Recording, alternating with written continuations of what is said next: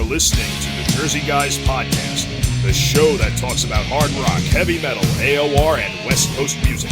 In-depth conversation and special guests are always on tap, so settle in and turn it up. Now, here are your hosts, Tom and Mark.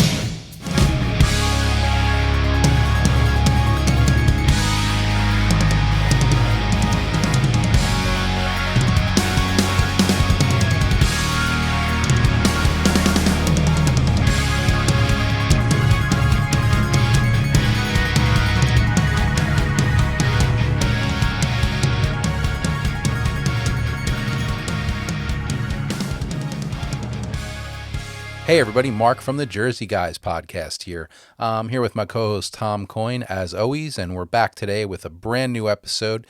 Today we have special guest Joshua Perahia from the band Joshua, a great Christian 80s hard rock AOR band, released some really classic albums in that genre. The number one album probably being Intense Defense from 1988. It was a great album. He's always had some great singers throughout the years. And we talked to Joshua about all the different incarnations of the band and some other stuff that he's got going on today. So it was a great interview. And let's get right to this one. Joshua Perahia. Hey, Joshua. Thanks for joining us here on the Jersey Guys podcast. We appreciate your time tonight. Pleasure. Thank you so much. So I know Tom was a big fan of you and your music. But what we like to do on our podcast is we do like to kind of cover an artist or musicians, we have on as a guest. We like to cover their whole kind of career. So what I'm going to do is I'm going to start off and ask you, how did you get into playing guitar, and how did you, start getting involved in bands? Well, the music thing comes from my mom and dad, being very, very devout Greek. I'm the firstborn in this country and barely made it. I was almost born there. But they just played Greek music all the time. And we didn't have any rock and roll. We weren't allowed to listen to anything like that. They were really against it. Very conservative Greek, very religious.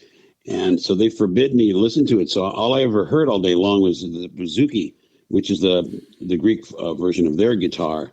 Like Russia would have the kithara. So I just really got into that style of playing, and the Greeks play so lightning fast. I mean, literally, Greek players right now are jamming with Al Di Meola and other really fast members of other bands. They just love Guitar Heroes. They love real fast picking, and they do it so cleanly that I was really inspired listening to it all the time, and I couldn't take my ear off the sound of the bouzouki. So I just got into it. By 5 years old, I was already picking up ukuleles and stuff and trying to duplicate what they were doing. And it just got me into playing really, really, fast arpeggios and anything in that interest. Moving also probably the classical music, and then hearing more the Germanic guitar style with those kind of modes, Lydian, Dorian mode. And I just got into that kind of guitar sound where the speed is really, really important. Of course, I got older and I got more into taste and by my teens and stuff, and to play a little bit more with more sense.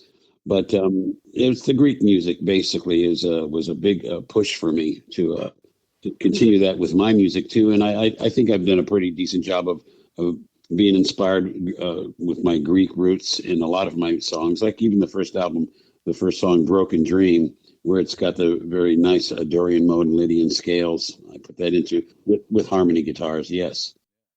When did you say, "Hey, I want to do music, and I want to get into a band. I want to start a band and start playing, rock music"? How did that kind of come about? That had to be top secret because of my mom suspected that I was going to do that, not my medical school, because I went all medical school throughout my life. It started from basically even my first grade. I was in private school, and you had to give your majors back then, and I did, and I went for the medical thing. Of course, Mom said, yes, of course it's going to be the medical, only the medical and nothing else. And so, I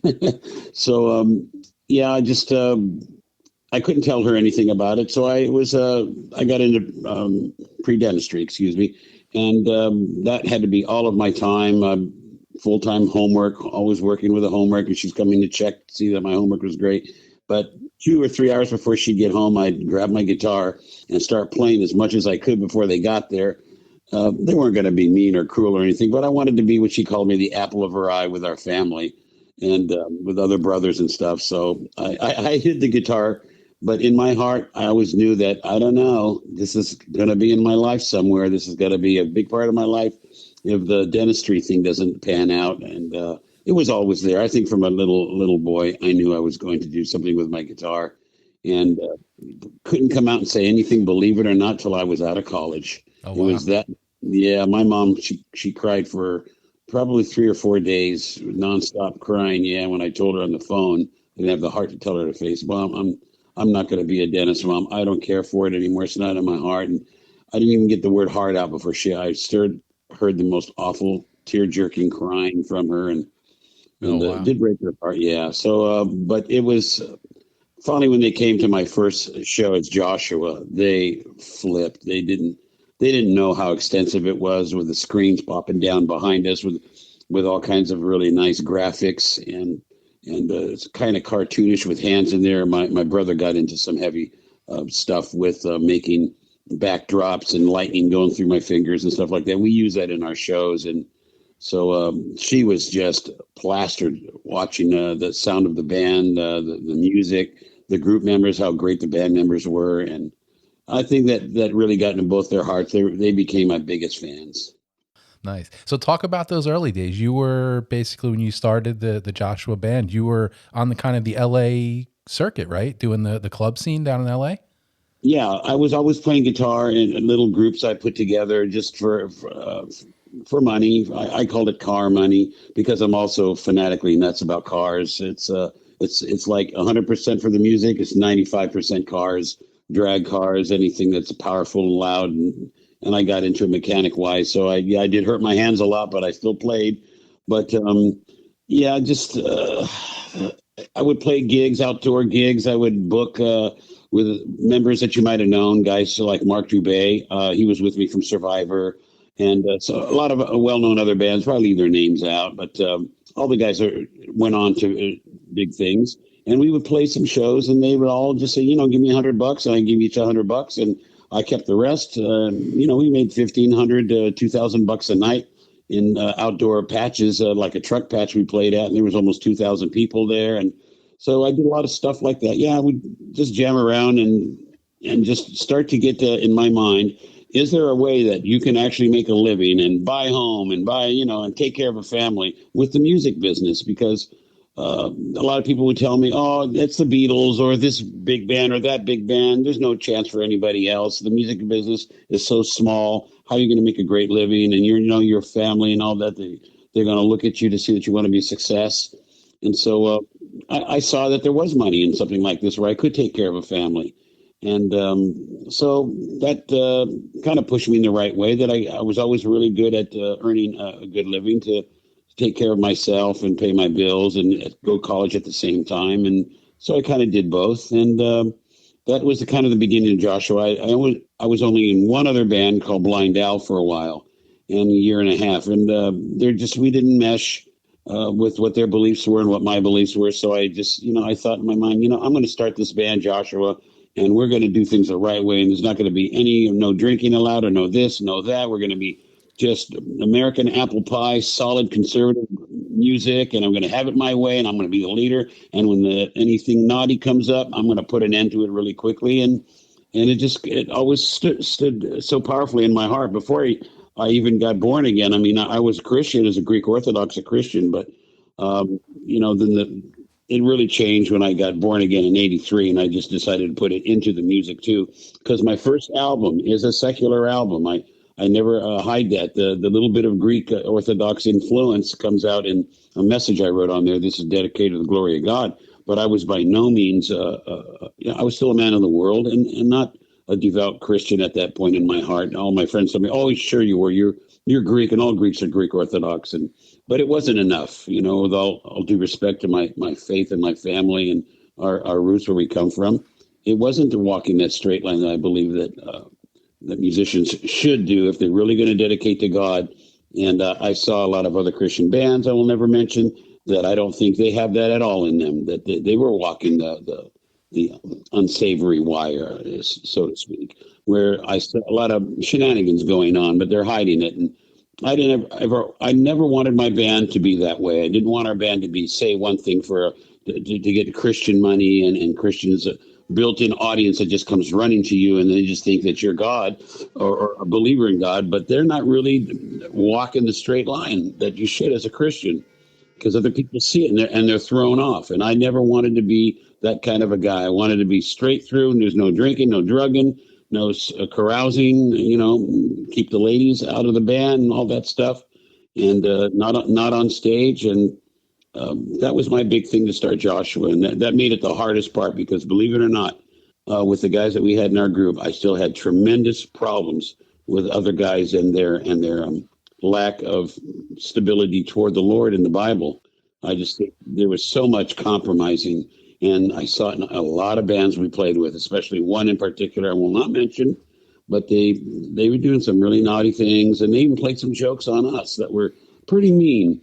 So that's when my heart, back in the early 80s, I started to think, are there any such thing as a Christian band? I mean, I know we're all human beings. I'm not judging anyone else, but it really is a responsibility, because once I ran a suicide hotline, that really changed me. I see how kids are really got problems that are really tough and hard, and because maybe they didn't have the parents I had that were on me every second, and I loved it.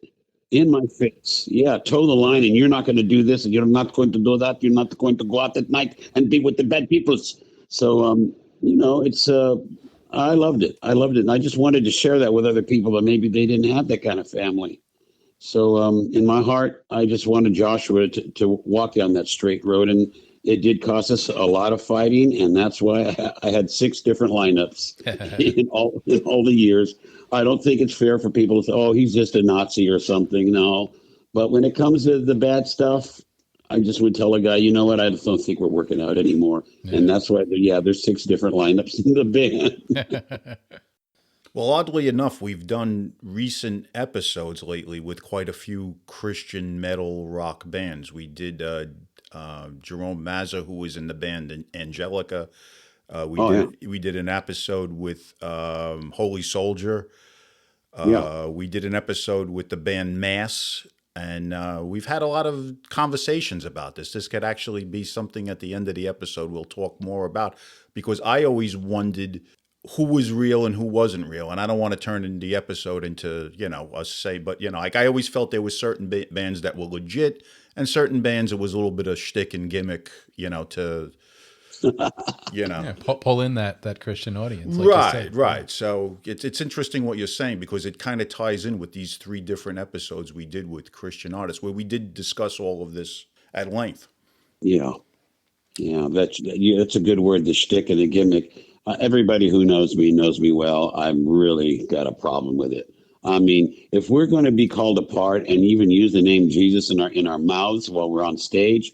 My pastor, Hal Lindsey, he taught me, watch out how you mix the two. Your job and your belief in Jesus Christ are 2 different things. You can share it if the point comes to do it, but you don't want to turn people off or slap them in the face.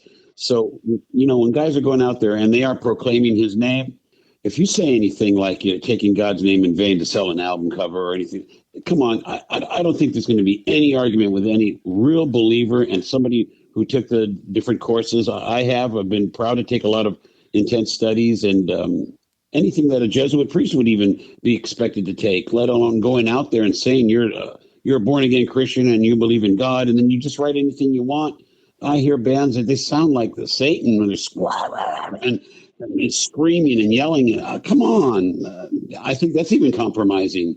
And then, saying things, taking God's name blasphemously and putting on an album cover. Boy, I got my fighting boots out on that one, and that one really came back in my face to see how many people got angry at me for standing up against that, and that did start a little war between somebody else, and then that other band went and sicked all of his fans on us, and so I got like 1,000 death threats, and I say, hey, come on over, we're waiting here for you, But we should be on the same page. That's all, and it's a very broad page. Let's be respectful toward one another. That's a basal law. Just be respectful for one another. And And when I see that kind of meanness, I say it is not fully in all the bands that they say that they are. And to do it, it's a hard line to toe. Don't bring up God's name unless you are going to be a priest. That's what I feel in my heart. If I'm wrong, then I'm wrong. The Lord will tell me if I've been wrong, but He's blessed me so much in both the automotive world as well as my music world, which is my other life, like I said. And if God wanted me out, man, I've made it an awful lot of years here. I'm an older guy, and I'm still healthy and strong. I have a beautiful family, and I think God's been on my side. He loves what I'm doing. I'm still recording and working with some of the best artists in the world, and I think that finds favor in God's eyes. That I've gotten respect from the guys in Santana and Journey, Foreigner, Kansas, Boston. I've gotten respect back from all of them. They love what I do, and they see you're a stand-up guy, and then I show it in the studio too. And they see when there's no camera around, there's nobody to impress. They still see it there. And Alex Ligerwood, the singer of Santana, he was moving my pedal board, getting on his knees and moving my gig while I was recording. He came into the room to help me out because I was having a hard time with my pedal board. That guy was on his knees helping me, and I could, he's one of the platinum singers in the world. He's down on the ground, just showing me the respect he had. Brother, you're all right. And he gave me a nice, handshake, and man, you're killing in there. You're killing. It was sweet, man. It was wonderful. So I just know it's the right way to be without bloviating too much. I'm sorry, but yeah. I think it's a very important thing in my heart that we live and learn and act on stage as we do behind the scenes. And I don't see it in all the other bands, so I'm not going to bum out anybody any more than that. It's just that I want to tell fans out there, watch what you hear and listen to. Just because they say they're a Christian band doesn't mean they're a Christian band. Everybody's human and everybody has frailties, and we fall short. So just be aware of that, so that, they don't help you to have an excuse as to why you should start compromising, with funny clothes or, things that show every part of the man's human anatomy. That is not right. It's not right. I don't want to be Kiss. I don't want to be Motley Crue.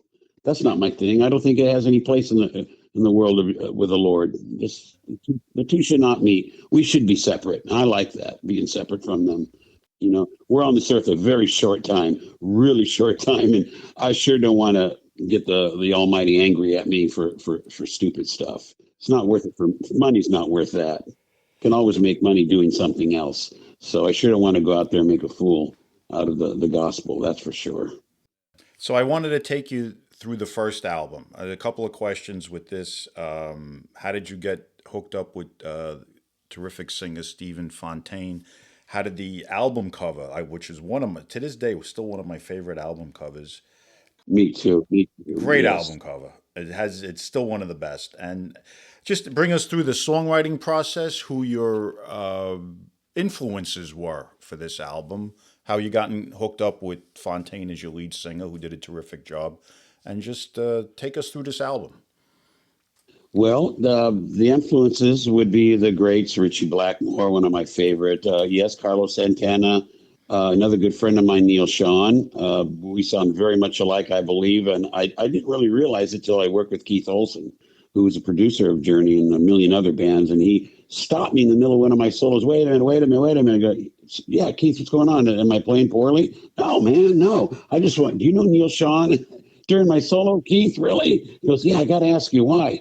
And he says, because I don't know where you begin and he ends, or you guys sound like the exact same guy to the T. So, Neil was just a big influence. We did his early Santana stuff that he did with us screaming wah-wah guitar. It was just so incredible not to have more than one pedal on and have the guitar have a technique like that. And I don't think people give him enough credit. He's a guitar great that I never hear about. And he's just a threatening guitarist. Awesome. Yeah. But and then, of course, Ritchie and my German influences with Uli John Roth. And then we got Michael Stanker. I got to be good friends with him, and vice versa. He heard about my playing and really liked my playing. I liked his, so it's kind of, we met in the middle. So and he worked with my second singer, Jeff Fenholt, and we just kind of became this little family. But mostly with Santana and Cream, Eric Clapton. Eric Clapton only in the first album. I don't know what happened to him after he got out of Cream, but he just got too light in country and western for me. But that first Cream album is just amazing. You didn't like Blind Faith? Not really. Yeah, I say I like Blind Faith a lot. Yeah, well, their songs are great. I just for the guitar playing, I really like the Strange Brew and all the other songs on that album that were just a new place. I mean, I'm a little kid now. It's 1960, what, 67, and to hear that the first time, whoa, why did he get that sound? So, and that tone became around then. Tone became a real important thing for me. And then Richie just finished me off with his exact playing and hitting every single note without missing a note. And don't play fast unless you get there. Then right after that came Al Di Meola, and wow, that was it. Once I got on with Al Di Meola, I got into a lot of ethereal music and jazz as well as the rock. But Al Di Meola is like this great jazz player that should be in only heavy hard rock bands, because we got to have that kind of perfect picking and sensibilities that he has on the guitar. So that molded me, along with the Greek, still always there to play the really nice, like Uli John Roth has exact same influences. One of the first guitarists in Scorpions. Well, he has a lot of that Arabic, Yeah, Egyptian type of yeah, tones to his playing. yeah. Yuli. The Greeks would say that they were before the Right. Egyptians. Well, that's true. Yeah. Yeah, but Lydian and Dorian scales like that, sure, absolutely. But so then, as you said about the cover of the album, I love that cover. Is a really great guy. He's an artist. My brother really got involved with him doing other artwork for the band, Tyrone Huntley, and we spoke about what can we come up with a first album. And my brother thought it was really important that we put it around my guitar playing speed rather than the melodic songs. I said, no, the melodic music, man, the writing. No. Everybody's going to know you're a great writer. But instead, let's go for the speed. And the hand is quicker than the eye. That kind of came up at the same time. Everyone thought of it. And so we got the hand on there that's wiggling away and with the guitar. And of course, we have the bust that on the other side of the album, you see the bust is busted from the guitar playing. So it's kind of cute. And we used it in some of our, when a screen would come down behind the band before we would come out. It was an intro thing. And we used the soundtrack from Star Wars that we got a permission to use. And you hear the electricity and all that with really eerie music. And it's a really beautiful thing. I'm trying to resurrect and get on some of my social media stuff to show what we were into back then, because I didn't want to use gimmickry ever for the group. And I would never dress a certain way or put on funny colors or look like a little clown. So we had to use other things that I thought were more, I don't know what the word I'm looking for, more passable, more submissive, more, without being bombastic or clobbering people over the head. Come and look, I need to shock you so you'll fall in love with our band. I wanted it to always be about the songs. So Tyrone helped put that album together. And I sure wish we had more album covers that were more like that. Me too. Yeah, it was. I remember at the time it was actually how I got into the album. I saw the album cover. I wasn't familiar with you or the band yet, and it just looked like something that was really cool, and that's how I bought it.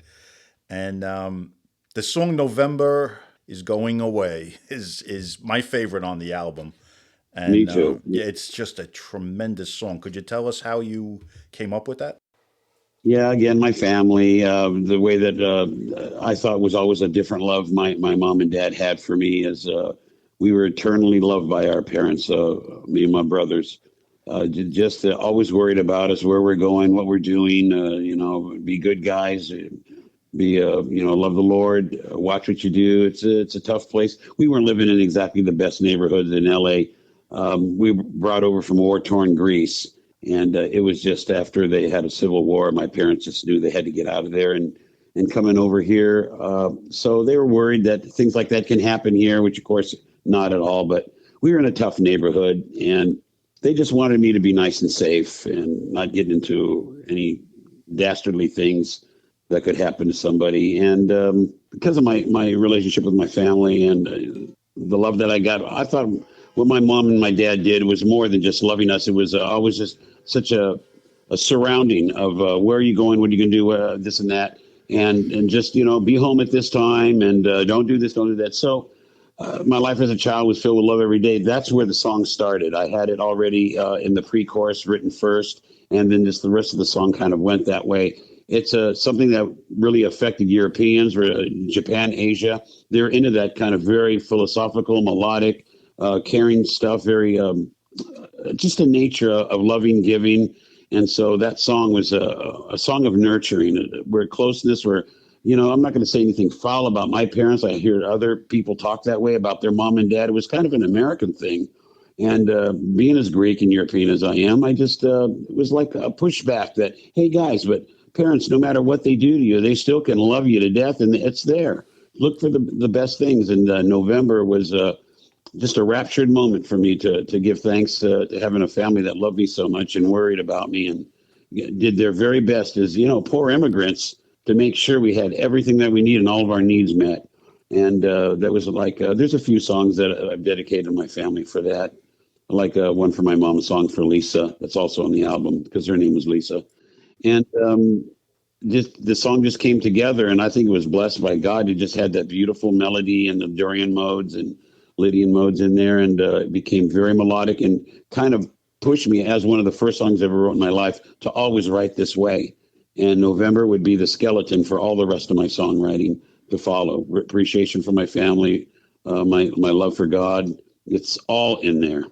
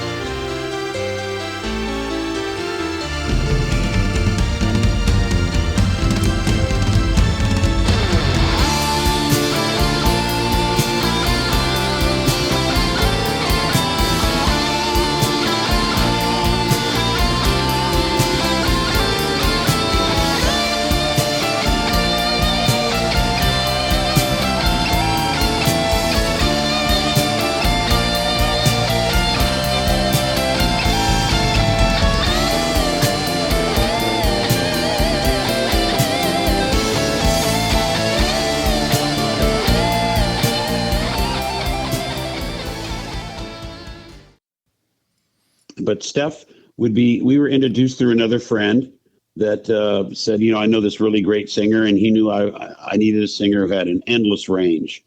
And Steph was that guy. All the albums, we had nothing but a hard time finding the right singer that could sing, double high C. And that was Stephen, without the voice becoming so thin that it becomes a screech, because I can't stand screeching either. So, but there's a lot of high notes in there on that album. That he does a great job on that album. And 99% of singers, they just could not cut those songs of the range and the harmonies. So he was the only guy for us. And when we played with other bands, I mean, the other singers in very well-known groups that came out to do albums, you all know, like White Riot. Okay, I saw Kevin Dubrow stick his head out when Stephen started to go through his vocal routine. Oh, he was sticking his head out. Wow, God bless him, where Kevin is with the Lord, I'm sure. But he was sticking his head out going, wow, I got to follow, I got to do that, sing before this guy. Wow. So, Steph would go through these things, and probably he did it a little bit to scare all the other bands that were all warming up before us. And I just knew we had to have him, like all the other singers that I'd like to talk about tonight, because they're just, no matter how we got along, good, bad, or indifferent, they were all awesome singers. And I tip my hat to the respect that we recorded together and worked in a group together, and very closely till the very end. We were always very close. Now you've worked with some awesome singers throughout your whole career, so yeah, that's for sure. I was always surprised he didn't do more than he did in the hard rock realm. Yeah. He's been calling. He's called me 4 times a night. He's coming over Sunday again. He was with us last 2 weeks ago. But I'm getting back with all my old members. I don't know why, but I just have a feeling that they're either contacting me or writing me on social media, and so inviting them over and mending my ways with almost everybody. Like Michael O'Mara, who sang my fourth album, Chapter One. We went and saw him at a show, and we hugged. And I could feel the electricity of, wow, bro, I'm so sorry if we ever had an argument together. I love you. And my son watched it. We were both kind of, oh my gosh, that was more than just a hug, wasn't it? Oh, Dad, you had to see it. I mean, it's just like, I'm sorry. I hope I've never hurt you. And Stefan had said 1,000 I'm sorry's to me. Right. We had a very big A&M record offer, and he had a terrible lawyer who was telling him not to sign unless you get this and then get that. And it's got to be Joshua featuring Stephen Fontaine, and you got to have a limo pick him up. And I guess I got upset, and I said, no, I'm not going to do those things. And he's begged forgiveness 1,000 times and asked if we could still redo it. And no, not anymore. No more touring for me. Unless it's something really huge or for the Lord, I'm not going to. I don't want to do that anymore. Just too many. I'd rather pass on right now. I can leave all the other bands do it, but I'll still record, God willing, and put more CDs out, but no more touring. So album number 2, Surrender, you moved to another one of my real favorite singers, Jeff Fenholt. Could you tell me how that album came about and your connection with him also? that would be it started at Hal Lindsey's church, where I was a music minister over there. And I'm sure you've heard Pastor Hal. He wrote The Late Great Planet Earth and a lot of other books, Satan's Alive and Well. Yeah, I'm familiar with him.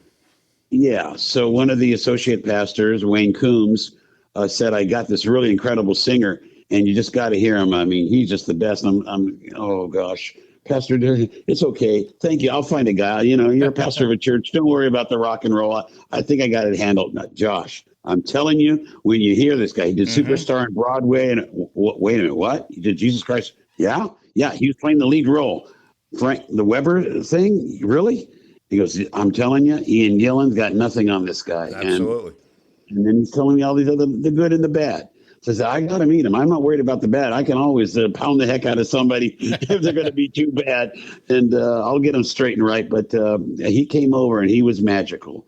There was a little aura around Jeff. I go, oh my gosh, this guy is a real thing. He got the most beautiful voice I ever heard in my life when we met. And you should have seen the recording studio when he came there. The Ted Vigvari, who signed me up with his label and brought us into his studio, Studio Orange, and in Orange County. And oh my gosh, to see his jaw drop when Jeff starts saying, okay, go ahead, just run it. I'm already ready. And no vocal hurt, no, nothing, just run it. And that voice was bellowing our songs. And I saw his jaw drop. He just, wait, where did you find this guy? Where'd you find this guy? Jesus Christ Superstar, bro. He's the real thing. And so Jeff and I became very, very, very close all the way till he died, of course. And destroyed all of our hearts. It was the worst thing to see a young man like him pass away. And I don't want to get into that right now, but just the way that he sang the songs and the texture of his voice and becoming close brothers. And then he had some problem with some other guys in the band, in Joshua at the time, and he wouldn't work with them. And I didn't want to fire anybody. He said, I can get the guys from Rainbow to join us. We can get Bobby Rodinelli on drums, and we can get Craig Gruber on bass, and we'll put together a real super group with all known guys, and they're pros on the road. Your guys that you have in your band, Josh, they're just, I don't know, they're just not what I think recording material kind of guys. And so not to put anything down on them, I stuck with our guys, and I begged him God's blessings. I couldn't do that. I was loyal to the guys in the band, especially we'd been together for years. I couldn't fire the band. So Jeff went ahead and started his own ministry, as you know, right. Went all over the world. But, when he was recording with us, a hero of mine that wrote The Cross and the Switchblade. I don't know if you ever heard of Nicky Cruz. Not familiar with him, no.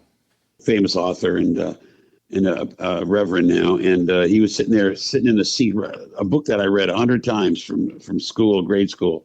and he's standing there with a big, beautiful smile on his face, jumping up and down as I'm doing my solos. So it was a really remarkable time recording with Jeff and doing the Surrender album. It's beautiful.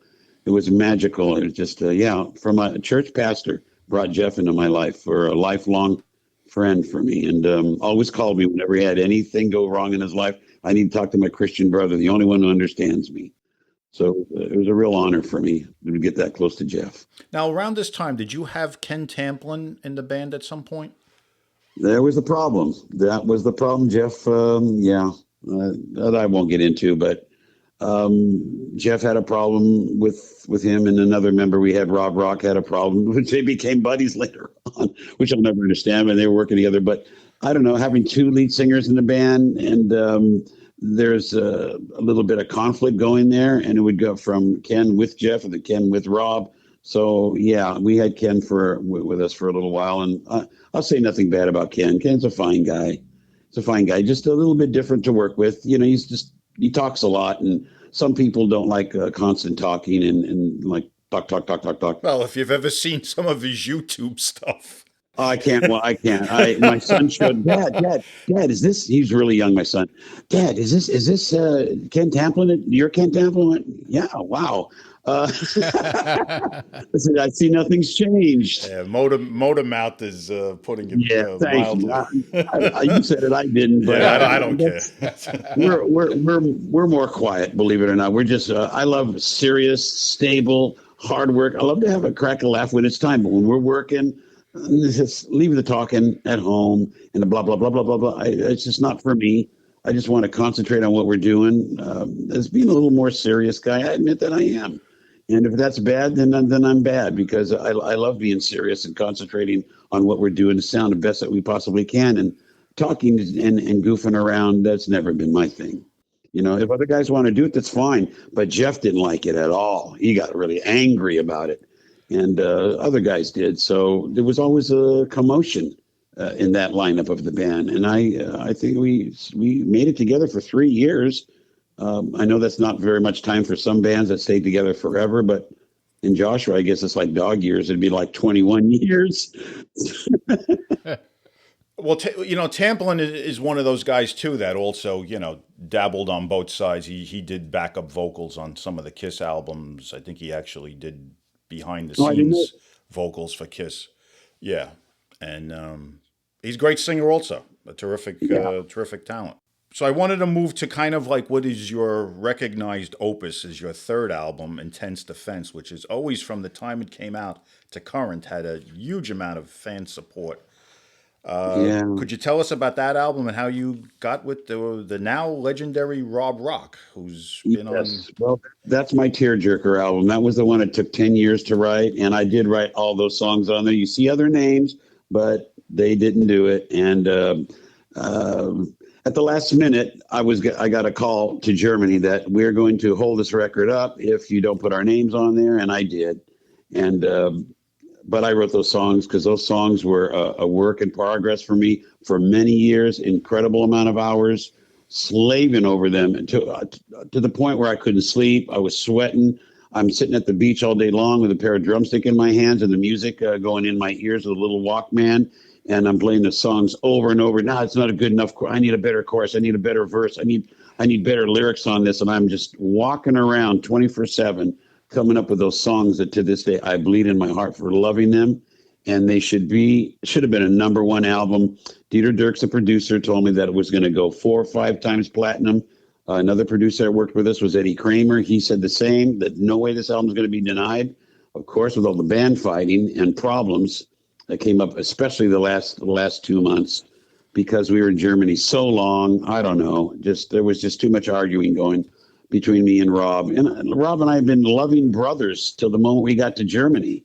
And then I don't know. Things just went wrong. I understand everybody wanted to get their hands into there and they want to do their own thing, but we got signed to RCA on my songs. That long before anybody was involved. Those were the songs I got assigned. That's what RCA loved. The German prince who signed us. This was magic, you guys. If you could have only been there for the meetings to see. We're meeting at the Beverly Hills Hotel. They're bringing in Kiss's manager, Howard Marks.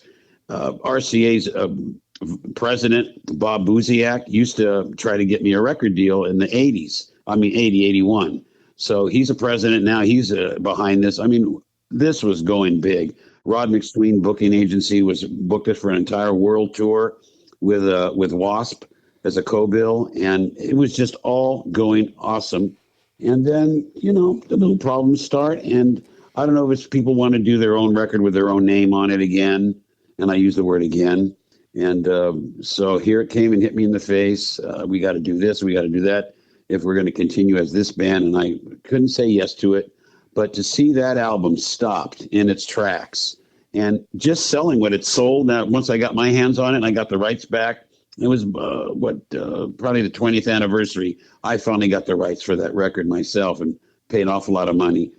You know, what's going to happen now? I will never, ever sit still till that album is heard all over the world, because it is the best album that's ever been written. That's my opinion. I don't care what anybody else says. Yeah, shoot me. It's the best AOR album that's ever been recorded. Oh, maybe Pink Floyd could maybe get, sorry. No, they don't have one as good. I mean, guys, listen to every song is a hit. Every song's beautiful. Rob sang his butt off. He's awesome in it. And coupled with the band's performance and the production and everything, the production could have been a little better. We ran out of time. We'd been there. Dieter stretched our time like he did the Scorpions, and instead of getting done in 3 or 4 months, it took a year. And so RCA said, no, we want it now. We're not the Scorpions, and so we want it now. We had 10 days to mix it, and the mix was ruined. That was a big no-no. The mix was destroyed. The production's not that great, in my opinion. What's on the 48 track would assassinate any other production or a recorded album. And it's sitting there at his studio still. I'm trying to buy it, and they won't sell it to me, and they want well over $1 million for it. Oh, wow. I would consider paying it right now, because I know there's still life for that album. It will always be a beautiful platinum album, always be 50, 60, 70 years from now. No, it's a great album. I have the Japanese press that came out on RCA, the original Japanese press, and the sound I think is good. It could maybe use a drop more high end in spots, but I thought the sound on the album is still, yeah, at least on this CD it is. Everything would make me happy if we could resurrect it and start again. But yeah, those are the countries, though. Japan and Europe are the ones that said it's the best AOR album ever recorded. It's a tremendous album. I wanted to ask you, how did you get hooked up with Tim Gert of Streets fame? That's a buddy of mine who recently passed away, Bob Bentrup, a drummer. We had a drummer in the band that RCA had a problem with, and I was really bummed about it. The second, actually, we picked up Eddie Kramer from the airport because he was the first producer. We brought him into the car, and I'm with the drummer picking him up, and he says, Mr. Josh, the first thing we have to do is replace your drummer. And that Dieter said that, and oh my gosh, let me introduce you to my drummer. He's right over here. Then, of course, the conversation stopped. But then he said, we got to get another drummer. Immediately called Bobby, and he said, Josh, I got you a drummer, man. This guy was in Streets. He played on tour, the USO tours. He played with Kansas, so many bands. He's awesome. And he flew in the very next day. We called him directly. He came, flew in. And Eddie Kramer was there going, you found your drummer, boys. You found your drummer. Oh, yeah. No, he's terrific. That's where I knew him from Streets. I was always curious how you got in touch with him. Yeah. And he became my ally and best friend in the band, actually. Stuck by me to the death, even when we were splitting up at the end there. And the guys, the other 3 members turned down the tour, much I'm sure they wouldn't do it today. We had it all over again.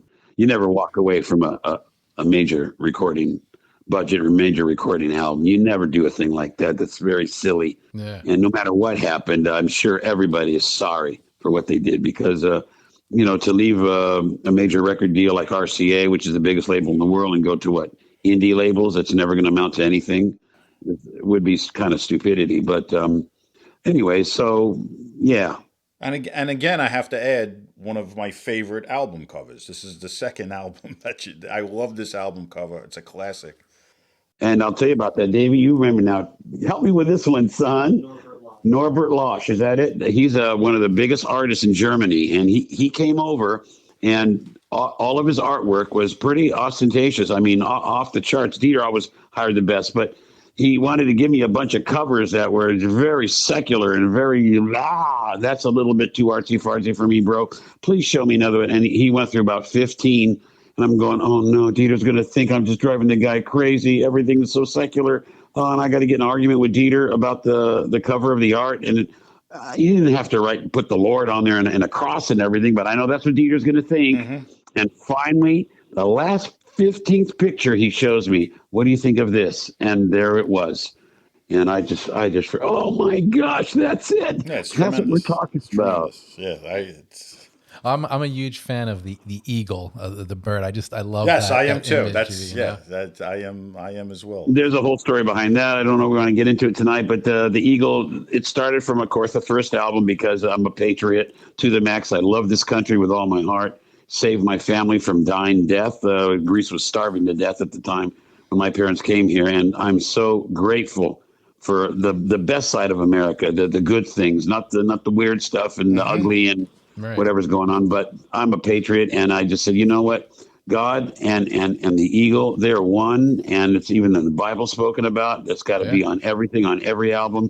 And I told this Norbert that, and please, and he asked me, the biggest thing is, what's your favorite song and what's it about? And I told him it was the song that identifies this band at that time and this whole album is Only Yesterday.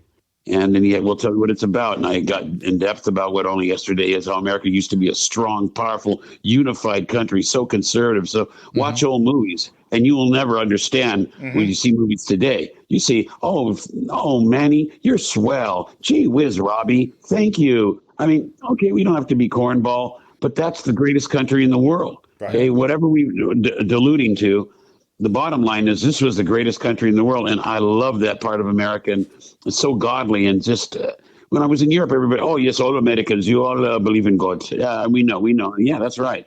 Like it or lump it, baby. So I just had to unify the two together, and he did it with Only Yesterday and how America's falling, and it shows the eagle chipping away. You can see that's being from sin, and on the other side is the naked man sitting there. I got that from Christians. Oh my God, you don't like it? It's got a butt, and you put up with other Christian albums that blaspheme God's name. Oh my gosh. But anyway, so the butt stays, as Dieter said it, because I told him, can you just take the crack away? He goes, no, the butt stays. We were arguing about that, but no. So and because of man, the eagle, being representative of America and its military, you see the weapons on the eagle and all that. Absolutely. And I stand by that. Only yesterday we were strong. Where has it gone? Yeah. And please don't continue in the way you're going. And we're all going to be very, very sorry because where much is what God is given so much blessing, much is expected. And nobody's been given the blessing. We've never had a war on our shore where we fight another country. Never, and besides Civil War or Mexico, whatever, we've never really had any war here. And so that's the ultimate blessing to have two oceans protect us and not have a natural enemy north or south. So we should be and every mineral in the world is here. And the Germans can't even get helium. They've blown up a bunch of balloons, and we got helium everywhere. I know. And they had to use hydrogen explosives. We're so blessed. Please thank God every day you are where you are in the greatest country in the world, and don't keep doing Only Yesterday because you're going to be sorry. Yeah. And so that's the cover. I'm sorry if I went on too long, but not at all. That's okay. We're first of all, we're with you 100%. Yeah, we are both patriots and God-fearing men ourselves. Yeah. So amen. We are with you 1,000% and have no problem saying it. Right.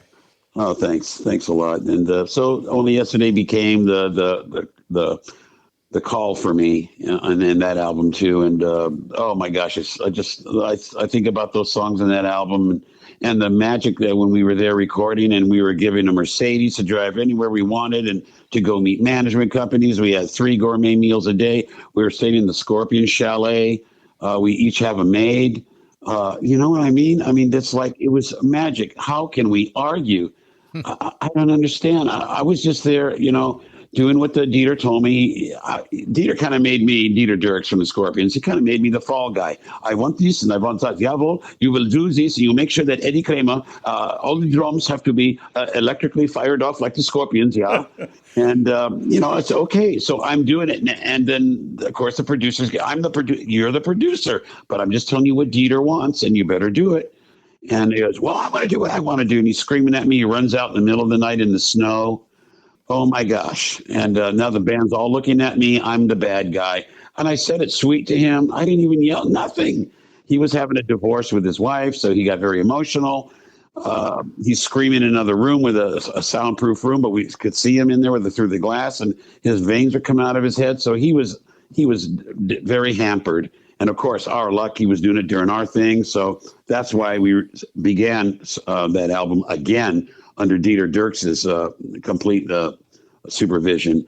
And Eddie got fired. He'd never been fired ever in his life. He did Kiss and Jimi Hendrix and the Stones. He had 225 bands on his list that he showed me, a resume. And it's the first time he ever got fired, of course, my luck.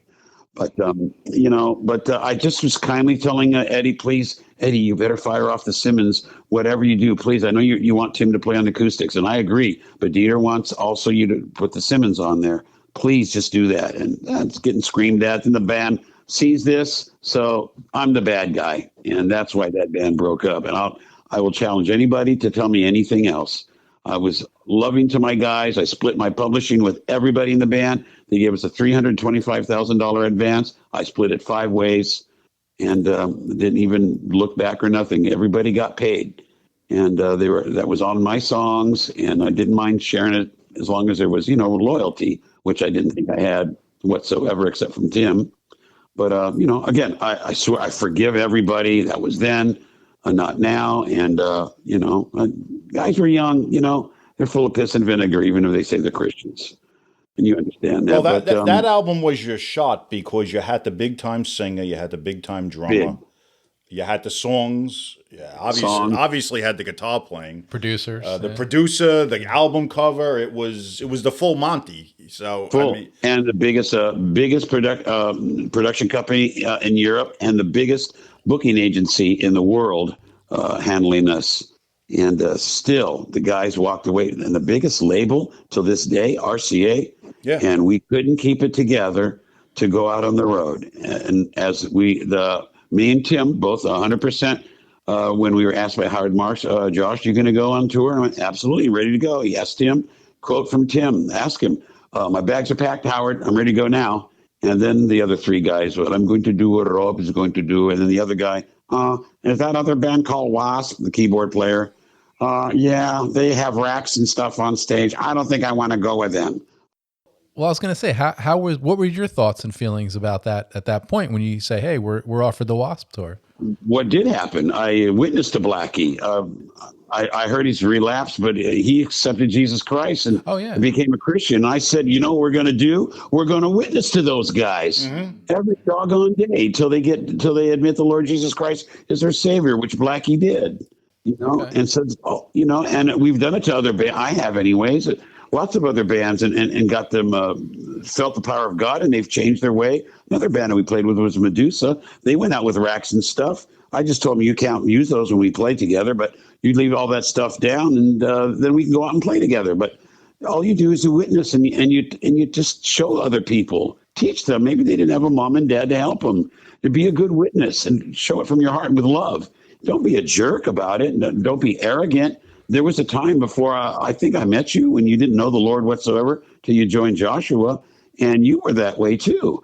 So give the next guy a break, man. Go and teach him. There's no reason a Christian should tell a secular guy that we can't be with you. We're better than you. That's not true. Yeah. Well, you're right. At that period, Wasp had, or Blackie Lawless, I should say, had changed his songwriting approach and his stage. They took a lot of that, what was going on stage off. It was the Headless Children period. And you could tell he got much more serious and introspective with his songwriting. Yes, at that absolutely. time. Yeah. I actually think that's the best album. We were just talking about that recently.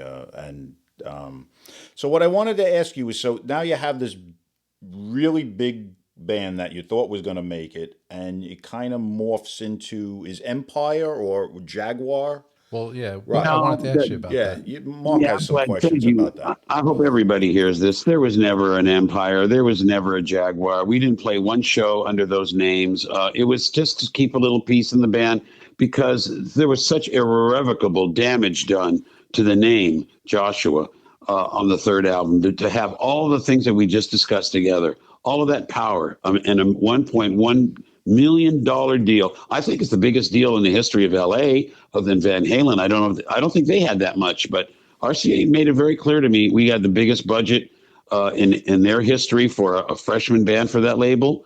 And even though we were together by 8 years by then, they still consider us a freshman deal for RCA, anyways, even though it was our third album. And they said they didn't give that kind of money to Elvis or any of their other acts. The Scorpions, they didn't get anywhere near the money that we got. It's always been in my heart is, wow, what a blessing from God that I will take that to my grave. We've outdone the very best. And we did it with our little nobody band, Joshua. It's great. So anyways, the word got around. This is their third album. They broke up again. They're bad luck. The guitarist is the leader. He must be a Nazi or beats his guys up, which has never happened. So we couldn't keep the name, and everybody's coming up with names, and they were ridiculous, all of them. And so, okay, to keep peace in the band and the new lineup I had, I wanted to show the guys, all right, what do you guys want to call it? Call it what you want. The five poops, the 5 stars, and the dingleberries, whatever. Fine. But by the time we get a deal, I didn't tell them, it's going to go back to Joshua again. But my attorney, Stan Diamond, he was the biggest attorney signing record deals all over LA at the time. He told me to also do the same. Just cover up for a while. Whatever you got to do, change it back to Joshua the second you sign the deal, whatever. But at least if you have a deal, maybe the guys in your next lineup won't run away. And I know, I'll be really careful. And I found a great band in that fourth band. All the guys, I love them to this day. They're my best friends. It's just that at the end, we were together, 7 years, and there were so many problems with the recording industry by then. We're talking the 90s. It's the death of... Oh, yeah, 95 to 2000. Yeah. Don't let anyone else fool you. I know everybody in the biggest signed bands, and they're hardly making money. So there's only 10 bands. They're, the Stones or the Beatles, anybody that was in the Beatles, they're making money. And maybe Bon Jovi and 2 others. Nobody else is making the kind of money that I can live in Redondo Beach and keep my home and pay for my kid and my insurance. And nobody's making that kind of money. And I know all my ex-members are all broke. They can tell me what they want. I know nobody's making any money, not in the music business. That's why I tell you what, I'm with my son with exotic cars because we like to have a nice life now. Enough with just sacrificing for the music. Now, it's time. I'm older. I want to have the nice things I didn't have before. And so I just said, fine, whatever, guys, let's just do this thing and you call it what you want. So, of course, with the internet, that went out everywhere. There was no Empire. There was no, I don't know, we had 100 other different names. We put it out. I let them put the CD out, but I quickly changed it. Just as soon as we got interest in the band, I put it right back for the real label. It went right back to Joshua Perahia. I didn't want it to be, but then the label actually told me, you know what, with the internet now, there's 1,000 Joshuas, in case you haven't been noticing. Everyone's using that name. The confusion's ridiculous. So please add oh no, man, I just wanted to be Joshua, please. And I can't put the money into the group and have confusion. So we added the second name because Joshua was really the name of Jesus, not my name. I just wanted the band to be called Jesus, Yeshua, which is Joshua, and not me, just a coincidental. My name is also the same. It wasn't named after me. I'm telling you, it was named after the Lord. And so when he told me he wanted my last name in there, it gut-wrenched me to take it, but I did, because I'm not going to go touring some band called Empire. I mean, that's silly, because everybody's favorite band when I was working with those guys was the band that put out the album Empire, with being Queensryche. And so, I just knew that was silly. Come on, guys, we're not going to do that. And then, the label actually said, yeah, this is the way it's going to be, take it or leave it. And everyone agreed. Okay, all right. So then we went back to that name. So, no, it's always been either Joshua or Joshua Perahia. And No big deal other than that. So then on the follow up album, Something to Say, then right, it was your full name was the band, Yes. right? Which is a terrific album. If you could tell us a little bit about some of this, you had some big name singers on this album. The songs were terrific. Well, it's another Moneybags album. It had M&K Records, was actually M&K, the audio company that was putting out these $10,000 5.0 systems, 5.1, Miller Kreisel. And they heard the album, they heard my demo that I was doing, and they fell in love. And actually, one song got us, when he heard the song, One Night Is Not Enough, he just heard that song and he was flipping out right here in my home, in my studio, just flipping out. Whose song is that? Well, it's ours. I wrote that. You wrote that song, and it took me 15 minutes to convince him. I promise you, I wrote that song. No, that's a songwriting couple, or Brian Adams, or somebody who's been doing it for 50 years. There's no way you wrote that by yourself. And so, I'm not sitting here bragging forever, but to find somebody who was that freaking out over the writing and stuff, I knew that I had to work with Ken Kreisel and Kreisel Miller. And so he took us to the best studio, Goodnight LA, with Keith Olsen, who did everybody, whoever had a platinum record, from Sammy Hagar to Heart to White Snake to with the biggest album, I think, in the world. I think he worked with Fleetwood Mac, the Fleetwood Mac album. I mean, to see all of that stuff there hanging all over his walls, platinum albums 10 times.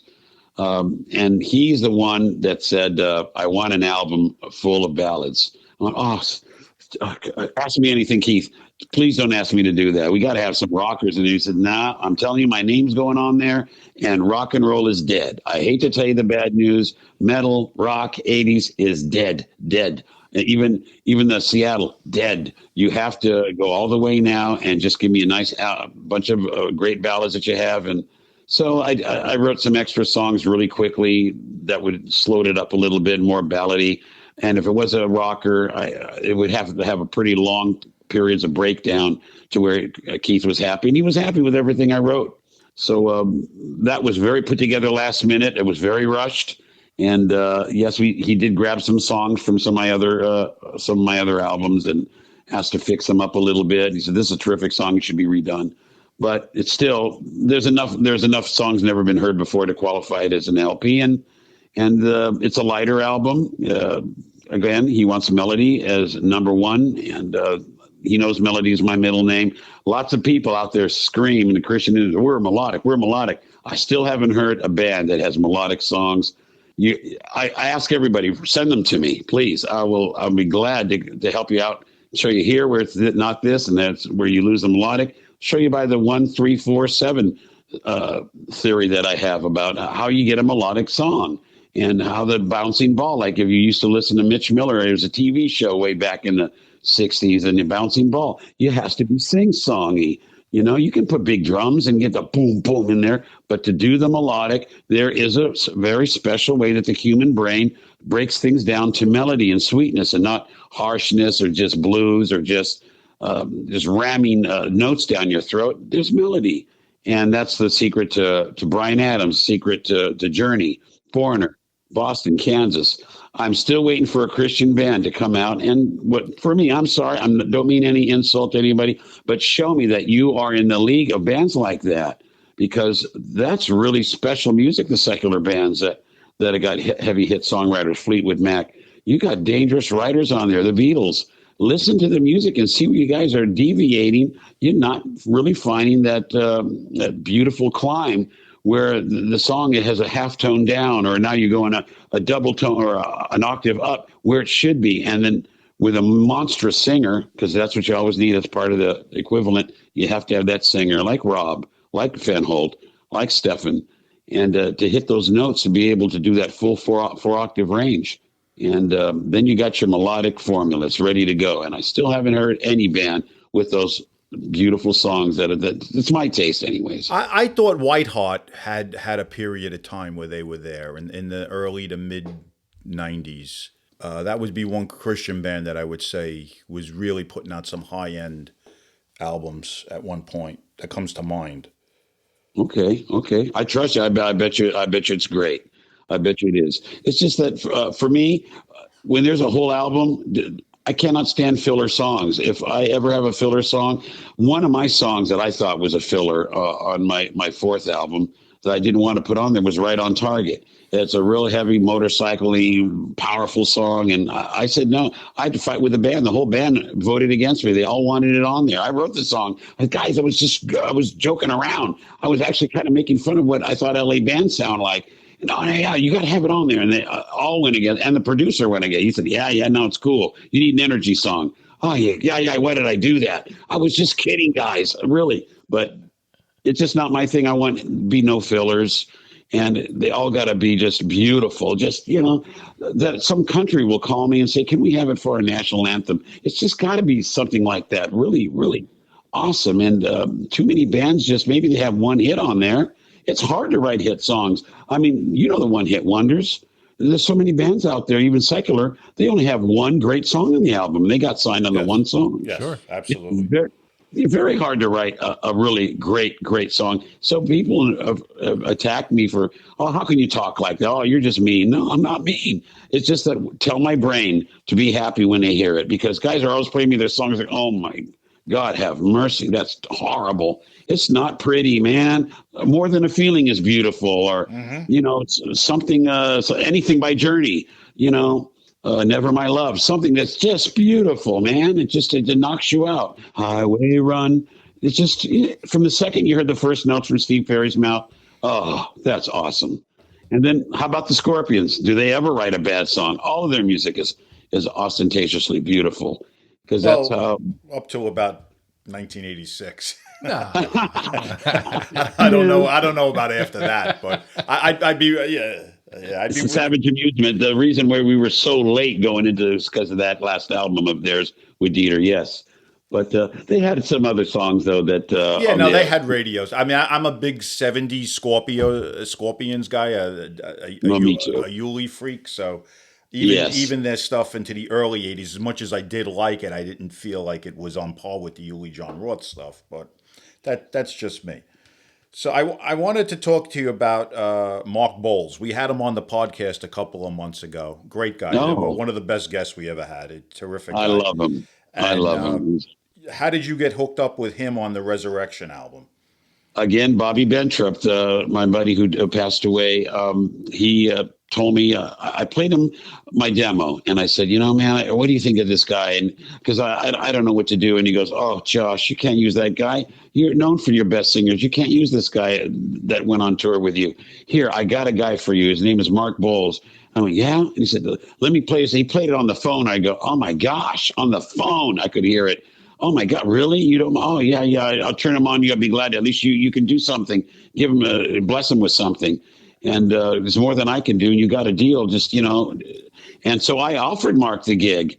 And for Intense Defense, for the third album, it was between Mark, without a doubt, and also Rob Rock. And, I didn't know Rob at the time. So I don't want to say how we voted, but the band was split. And so, anyways, I always wanted to work with Mark. And so he went on and did an Yngwie thing anyways. I guess it was after that. But then I just thought again, when this album came out, I said, you know what singer can I use that's got the fat, thick voice, but got the killer high end? And the only voice I could think of was Mark. And I did an audition, and believe it or not, there's a lot of singers. I'll never say their name, but everybody tried out. Everybody tried out for this one. And I'm talking guys from big sign bands. I'm talking to Jimmy Jameson from Survivor, and I got guys from Australia, if that brings up any ideas, and other people I shouldn't say, but guys that have been in Rainbow and Sabbath and whatever. Mark just always stuck out to me. So he came down, and we worked the whole arrangement out with him, and I just had to have him on this. And oh my gosh, that album. Yes. Mark just took it up 1,000 other notches. Yeah, he did. He's a terrific singer and a terrific guy too. Yes. And the producer even said to me, he goes, Josh, I hate to say it, but what, nothing bad, right? Wynn Davis, Wynn did everybody also, and that came from this area, Motley Crue and Dawkins and whatever. He says, I know what you're going for here. You wanted Dio in the band, didn't you? Why? Well, I'm telling you, Mark here, and he's tapping a pencil on his soundboard, And my son was with me as a witness. He's in the room, and he says, he's better than Dio. I went, oh, well, they're both great. They're both great. How can you say it? Say it. He goes, no, no, no. This man is better than Dio. How did you find him? He was freaking out. And this is a guy who's heard every band that's ever come out of L.A., from Y&T to whatever. And he was marveled over, Mark. Well, you also had Scott Warren involved in that project. Scott right? Warren from talking from about Sabbath. It Dio. wasn't Dio, yeah. Mm-hmm. Yeah, it was in Dio and Sabbath. He played in Black Sabbath off the side of the stage. Yep, he did. That's right. But he gave me a lot of sounds from those bands. I asked for them specifically. So I said, maybe some of those sounds can do some of the Lord's work this time. I would chide him a little bit, but but to bring a little bit more Lord in your life, Scotty. And so, he was wonderful. He was an awesome player, double harmonies with me, and I would do because we were running out of time. So I just, instead of seconding my guitar, I said, come on, you jump in here with me. And we did this, and he was right there with me on every note. So, he's a remarkable player. Nice. Well, we've talked about music all night, and I know you touched on it a couple times about the classic car passion that you have with your son. Let's talk a little bit about that, because I'm sitting across the table from a guy. Tom is a big muscle car guy himself. So let's talk a little bit about that part of your life. Talk about the Roadrunner. Yeah, talk about that passion you have. Well, it started when I was about 12, 13 years old. I was living in what we call a little rougher neighborhood, and so I wanted to get away, and cars were the thing that could help me get away, far away, so I could be a little healthier. And a buddy of mine had this 64 Dodge Coronet or whatever, Coronet Polara, one of those B-body cars, and he had I think he had a 440 in it. So we went around, and I just was so blown away by the Mopars and the Hemis, and we started going to drag races and stuff, and I just see this amazing engine, the Chrysler Hemi, and that's the thing that just got me on fire as a child, and getting into them and following drag racing, and then went to car shows. My brother had a show car, and now I'm starting to go to car shows. And then when I was 15 years old and got my first car, my parents, of course, didn't have the kind of money to help me, so I had this junker Pontiac that I drove around in till it exploded. So we got a loan, and I did all the stuff. I couldn't afford a CUDA, what I really wanted. So we found a Barracuda that Prince Chrysler Plymouth would part with after my brother got in there, started screaming at him, dropped that price down as low as possible.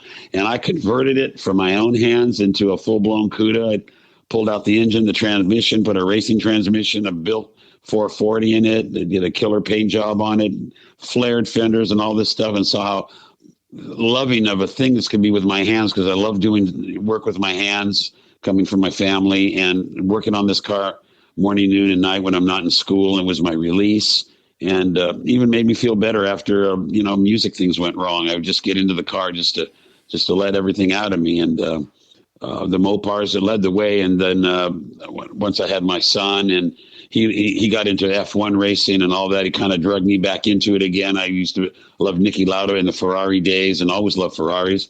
So I started getting more now into foreign cars and exotics. And so, we want to sell Ferraris and Porsche and high-end BMWs, M3s and stuff like that. And the power and all of that stuff, it just was perfect for me. So my son, he became car crazy, and then the two of us, it was just too much in one house. And so, the cars just changed our life. And I just, actually the cars replaced the music for me. And it was just so perfect, such a perfect fit. And it was so much business. And then importing, exporting cars like that. And you could make more money than probably any band, really any secular band, probably a month selling cars. You could make as much as any secular band would even make. And I know it, without naming any names, what guys told me what they made in a month, and we surpassed them.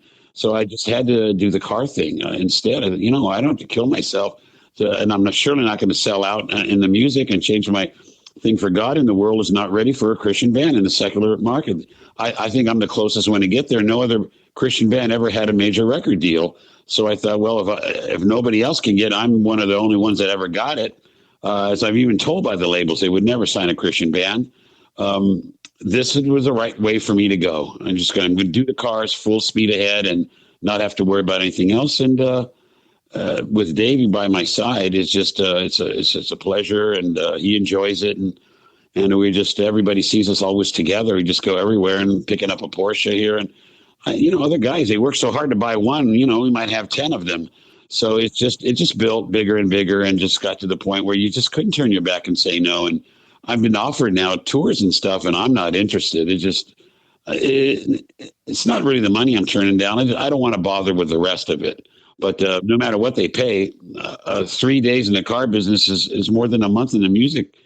I don't know how my buddies still want to do it. I mean, how do they support their families in a country like this, unless they're on entitlements? But I would never take entitlement from anybody anyways. I want to make my own steam. And my son's the same way. He would never take a dollar from anybody unless it was through his own work with his own hands. And we're just a perfect little team together. And I'm looking for a nice place to build him where he could do exotics from here in L.A. And that's our next dream. Nice. To get really nice, beautiful place for my son to be set for life in. But yeah, and then we have a Roadrunner, a 71 Roadrunner. I love the CUDA, of course, but Davey says, "No, Dad, come on, let's get a Roadrunner." Well, am I going to say no? So we got a 71 Plymouth Roadrunner, and we've had it at 17 car shows, and we won first place in all 17. Wow. So built the engine myself, and got a racing transmission in it, and chromed everything, and white leather, and it's that shiny bright green on the outside, electric green, sassy grass green, and we still do car shows together. So basically, we're together 24/7, and there's nobody else's company that could mean more to me. He's just the perfect son, and the pride of his school. His teachers all love him. He said, "Oh, you're David's father. Whoa, come on here. Let me shake your hand." Wow. So, yeah, I guess he's being a good boy. And, he's the best kid in the class. So, yeah, I'm very proud of him. It's my crowning achievement is having my son. Very nice. Mine as well.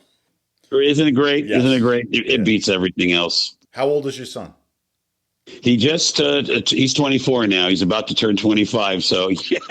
Okay, my son's 22. Oh, cool. I know sometimes the way I talk, everyone thinks he's going to be 7 or 8 years old, but I probably baby him a little bit too much, and don't want him to go to any place unless I know it's going to like my mom and dad and me. Unless he's going to be okay, and you need a little muscle will come with you. Yeah, that's fine. There's nothing wrong with that. Yeah. I know it's beautiful. I just thank God for him, and so blessed. I mean, we're still living in Redondo Beach. Everybody I know has moved away. It's so expensive to live here. I just thank God to live in Southern California near the ocean, and have a beautiful home and family. And wow, I mean, I couldn't ask for more. And I know the music. Well, my prayer is somebody in a movie is going to give me a shot at a movie, and we're going to finally hear these albums in the big screen, because I see some very second-rate, my son calls them biopics. It's true stories, about soldiers and this thing, or Ferrari versus Ford, and it's okay, but I think the fire that we had in Joshua between the insane fights and roadies, we had 20 roadies and moving 300 tons of gear. No band has ever done it in LA history. We were Band of the Year in LA on Music Connection magazine, and we moved 80 million tons of gear. My PA, I still own it, and it took gigantic moving trucks to move in our 20 roadies, and nobody went through all that. It was just such an incredible time, and the 80s, late 70s and 80s were such a beautiful period.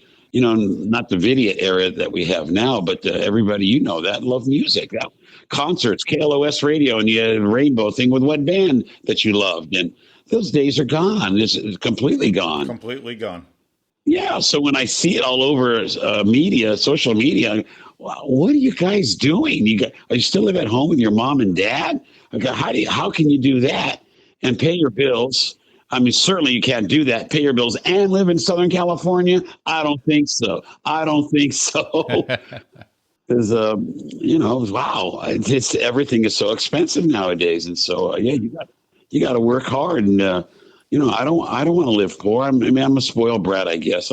My parents worked so hard to give us a nice life, and we moved up. I want to move up a few more notches and, bless others, bless my church and stuff. And so, Yeah, and that takes money. People can say, well, I live, a more commercial, non-commercial life and live much more, reserved. And well, no, I want my boy to have everything. And I want, we need to make money. So Yep.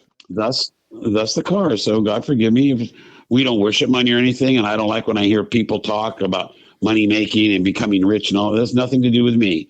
But we're doing what we love, and that's the best thing. If you're not working, if you're doing what you love, Right. and Exactly. so, and I'm with my son, so yeah, amen. Yeah, definitely. Yeah, that's great stuff. Well, Joshua, hey, Tom and I really appreciate this time tonight. Great conversation. Hope you enjoyed it. I did. Yeah, it was great talking to you, and we appreciate it. Before we let you go, anything coming up? I know you said you're kind of not in that headspace anymore, but anything musically that might be happening?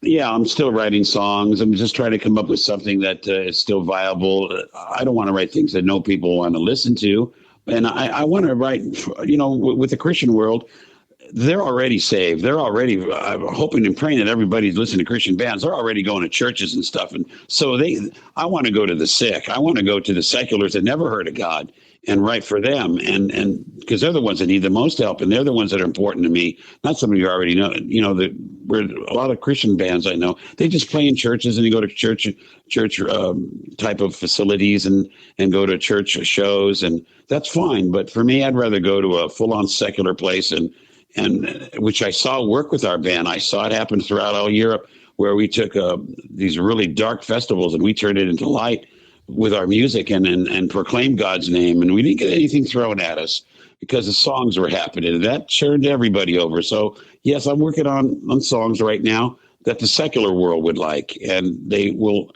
tolerate the little things that I do throw in there. It's very clearly about the Lord. And everybody knows that I'm into that anyway. So, I'm working on some stuff right now that I hope can turn into either a movie or a special album.